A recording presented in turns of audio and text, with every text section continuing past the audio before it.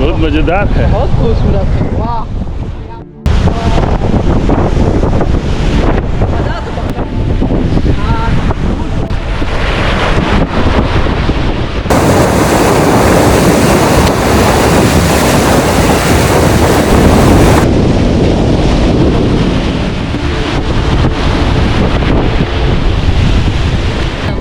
केरला वापस अगर आपको आना चाहिए। मैं केरला तो वेलकम बैक।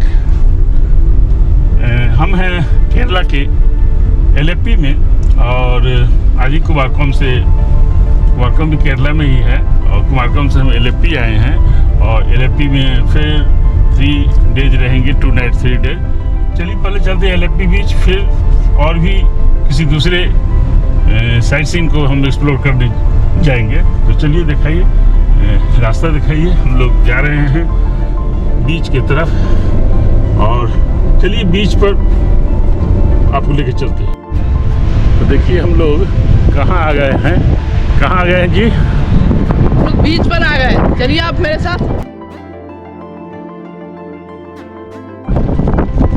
वाह क्या व्यू है।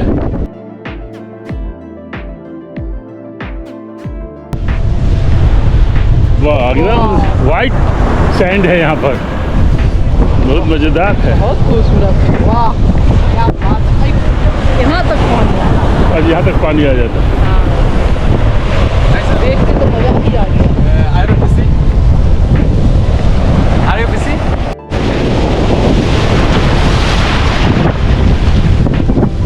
पूरे भीगा ही दिए, आपका भीगा।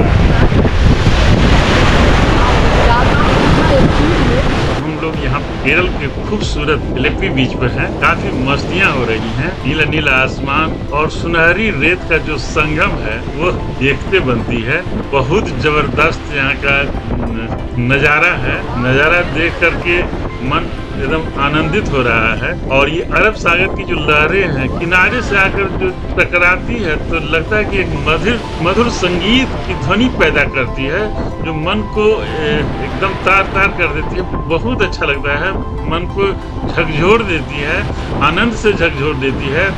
और दूर दूर यहाँ से नारियल के पेड़ों के कतारें भी बहुत ज़बरदस्त यहाँ का नज़ारा दिख रही है। और ठंडी ठंडी जो समुद्री हवा मन को शांति और सुकून का एहसास दिलाती है। यह एलेप्पी बीच का नज़ारा जो है किसी जन्नत से कम नहीं लगता है। और जब आप यहाँ आ करके यहाँ की प्रकृति की सुंदरता को, यहाँ जो अपनी पूरी रौनक में बिखरी हुई है, उसको जब एहसास करेंगे तब आप बताएंगे, आप ही बोलेंगे कि यहाँ मन आनंदित हो जाता है। निश्चित रूप से पूरी यात्रा का थकान यहाँ समुद्र के थपेड़ों से मिट जाती है। यहाँ की यही खूबसूरती है। और समुद्र किनारे पूरी देर आप अगर खास करके एकांत में बैठिए और सिर्फ उनको निहारते रहिए तो जैसे लगता है कि जन्नत वाली आनंद महसूस होती है। जन्नत तो किसी से देखा नहीं है, लेकिन इमेजिन किया जाता है कि जो सबसे सुंदर एहसास होगा, सबसे सुंदर जो नज़ारा होगा वो जन्नत ऐसा होगा। तो निश्चित रूप से उसी तरह का यहाँ पर एहसास होता है। और समुद्र के तट, खासकर अरेबियन सागर के जो समुद्र के तट का जो सीन है और जो यहाँ पर क्लीन वाटर है और ये ब्लू वाटर देखने में बहुत मन को आनंदित कर रहा है। घंटों लगता है कि इसी तरह निहारते रहें, यहाँ से जाने का मन ही नहीं करता है। यहाँ पर सैलानी आकर के समुद्र के लहरों के साथ अटखेलियाँ करते हैं, जो ज़बरदस्त नज़ारा यहाँ का दिखता है। चलिए हम सनसेट भी आपको दिखाएंगे।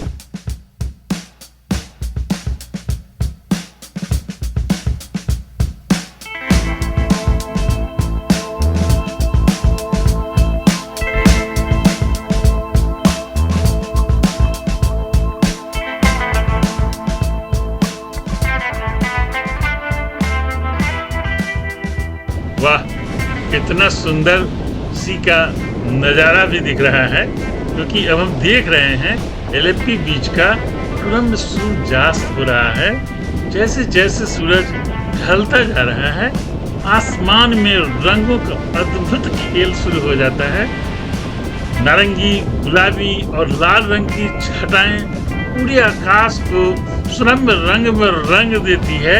समुद्र की लहरें इन रंगों को अपने पानी में समेट कर जैसे कि एक दर्पण सा बना रही है।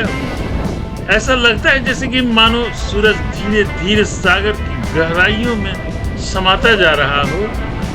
यह दृश्य तो मन को इतनी शांति प्रदान कर रही है, शांति और आत्मीयता से भर देती है। और यह प्रकृति हमें अनमोल सुंदरता का एहसास कराती है जो अद्भुत है।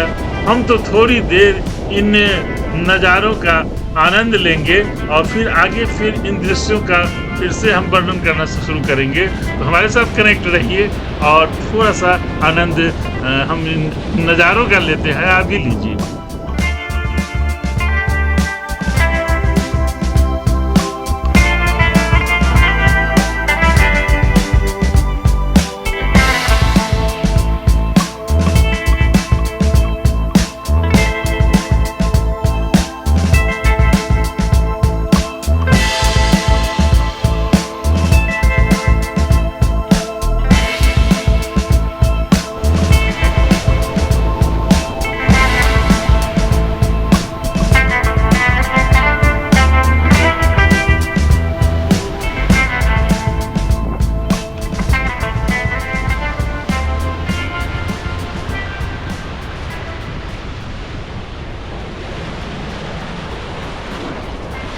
देखिए कितना सुंदर लग रहा है ये समुद्र की लहरों के बीच इस तरह से अटखेलियाँ करना, और वो भी सनसेट के समय ज़बरदस्त नज़ारा लगता है। उन्हें लग रहा है कि जैसे कि किसी चित्रकार ने अपनी कल्पना से एक अनोखी पेंटिंग बना दी हो।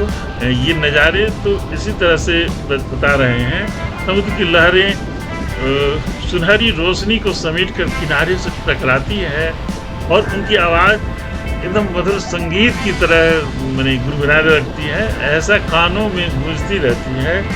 और यहाँ जो पर्यटक हैं इसी खूबसूरती के लिए, इसी खूबसूरती को निहारने के लिए और इस पल को अपने कैमरे में कैद करने के लिए उतावले रहते हैं। यहाँ काफ़ी लोग फ़ोटो शूट कराते हैं, वीडियो बनाते हैं और काफ़ी मस्तियाँ करते हैं। और कैमरे के साथ साथ इसे असली खूबसूरती से महसूस कराना ही सच्चा आनंद दिलाता है।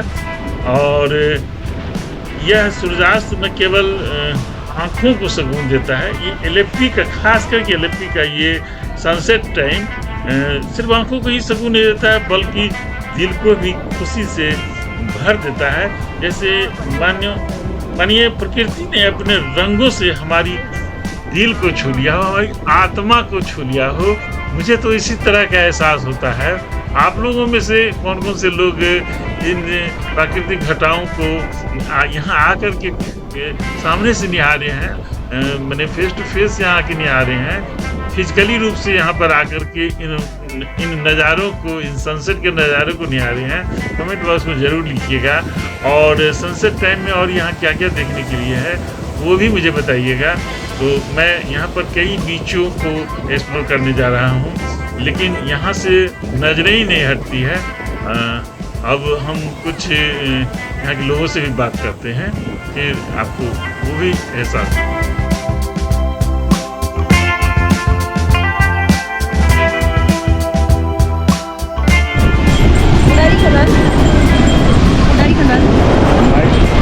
Next plan Kodaikanal, Tamil Nadu.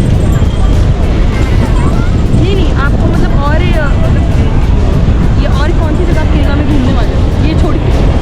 केरला में तो मैंने पार्क घूम लिया, मुन्नार घूम लिया, ठीक है, घूम लिया। आप कोची गए थे? कोची नहीं गए थे, कोची तो स्टिक किए हैं। कोची में है नहीं, लेकिन इतना हम लोग आए घूमने। पहले हम श्रीरंगम गए हुए हैं, उसके बाद कन्याकुमारी गए। हम यहाँ पर एक लोकल लोग से थोड़ा सा उनका फीडबैक, रिएक्शन लेने की कोशिश की। तो यहाँ पर एक मैनेजमेंट की स्टूडेंट मिल गई जो टूर मैनेजमेंट के बारे में सर्वे करने लगी हमसे। तो काफ़ी मज़ा आया उनसे बात करके। और काफ़ी इन जगह के बारे में मुझे इनसे काफ़ी जानकारियाँ मिली और मुझे कहाँ-कहाँ और एक्सप्लोर करना चाहिए, किन-किन प्लेसेस को एक्सप्लोर करना चाहिए। तो वो पूरी बातचीत हुई।